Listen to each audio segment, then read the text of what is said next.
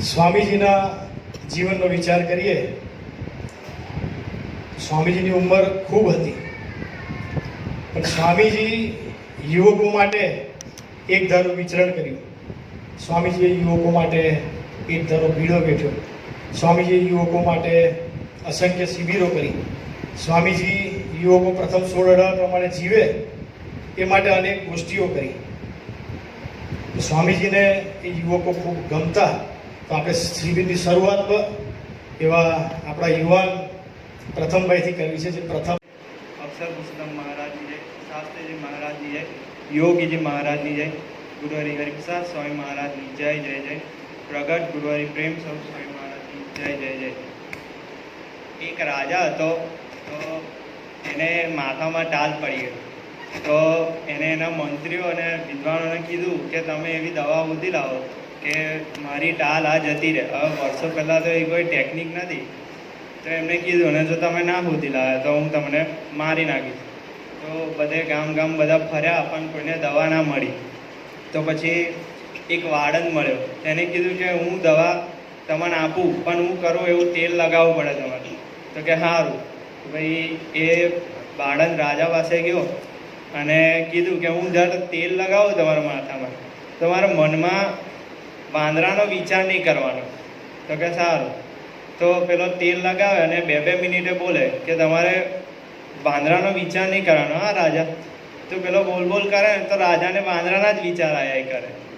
તો પછી રાજાએ કીધું કે તું બોલે છે એટલે મને મનમાં વાંદરાના વિચાર આવે છે. તો પછી પાડંદે કીધું કે જય લગીને તમને વાંદરાના વિચાર આવશે ત્યાં સુધી તમારા વાળ નહીં ઉગે. એ રીતે આજનો મારો ટોપિક છે સ્વામીની વાતો, પ્રકરણ 4, વાત નંબર 119. કેટલાકને મન રમાડે છે અને કેટલાક મનને રમાડે છે. તો પ્રથમના પહેલા વચનામૃતમાં મહારાજે કીધું કે મનની વૃત્તિ અખંડ ભગવાનના સ્વરૂપમાં રાખવી એ સૌથી કઠણમાં કઠણ સાધન છે.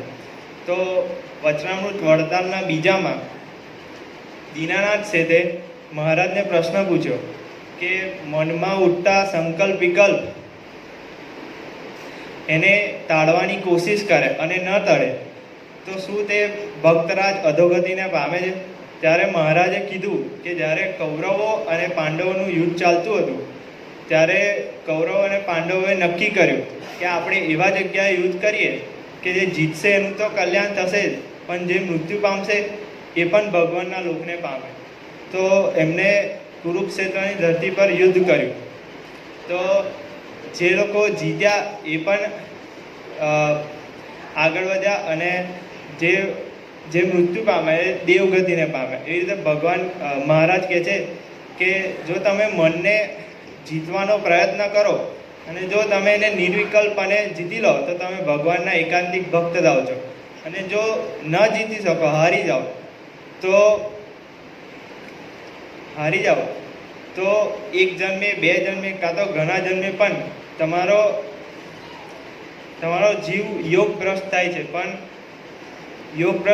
પણ જે તમારો ડાકડો હોય તે છૂટો પડતો નથી. અને જે બુદ્ધિવાન ભક્તરાજ હોય છે તે હંમેશા મનને હરાવવાનો સતત પ્રયત્ન કરે છે.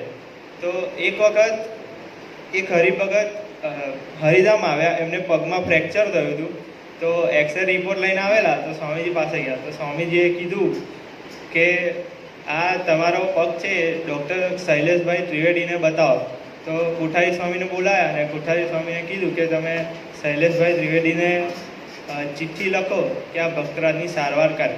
હવે એ ભક્તરાજને પગમાં ફ્રેક્ચર થયેલું એટલે ઓર્થોપેડિક ડૉક્ટરને બતાવવું પડે. અને શૈલેષભાઈ ત્રિવેદી તો ફિઝિશિયન હતા, પણ કોઠારી સ્વામીએ મન ના લગાડ્યું અને શૈલેષભાઈ ત્રિવેદીને ચિઠ્ઠી લખી કે સ્વામીજીની આજ્ઞા અનુસાર આવનાર ભક્તરાજને એક્સરે તપાસીને તેમની સારવાર કરશો જી.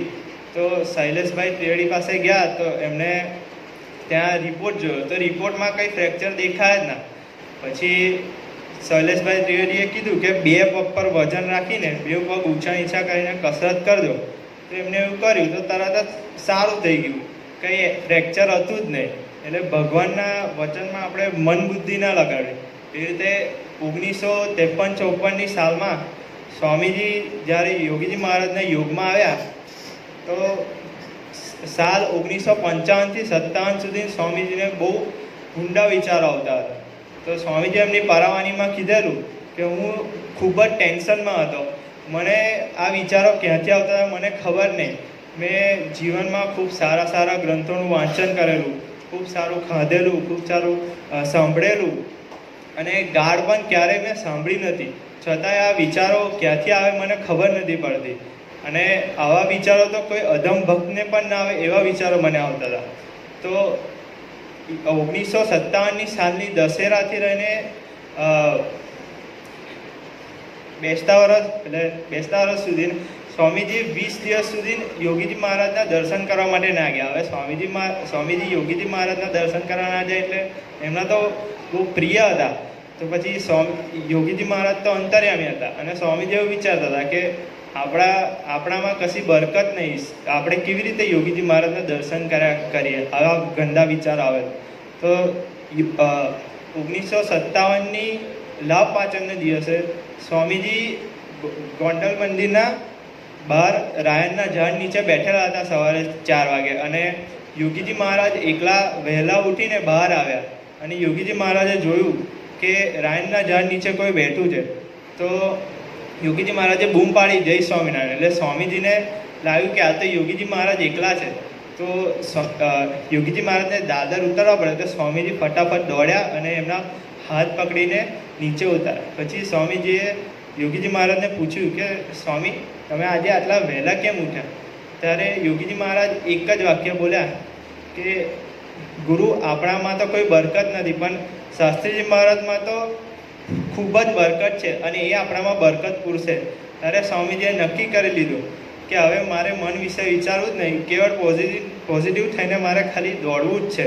પછી જે થાય તો પ્રથમના 16મા વચનામૃતમાં પણ ભગવાને કીધું છે કે ભગવાનના દેહ ઇન્દ્રિયો અંતઃકરણ એ સર્વેથી જુદો થઈને આત્મા રૂપે વર્તે, પણ મનના ગાઢ ભેળો વળી જાય ને એવી રીતે જીવે તો આપણે અધોગતિને પામીએ છીએ. તો બસ આજના દિવસે કંઈ વધારે પ્રાર્થના કરવી નથી. જો ભૂલચૂક થાય તો માફ કરજો, અને ભગવાનને સ્વામીજીના ચરણોમાં પ્રાર્થના કે અમારું મન બી અખંડ આપણામાં ડૂબેલું રહે એ પ્રાર્થના. સજાન સ્વામી.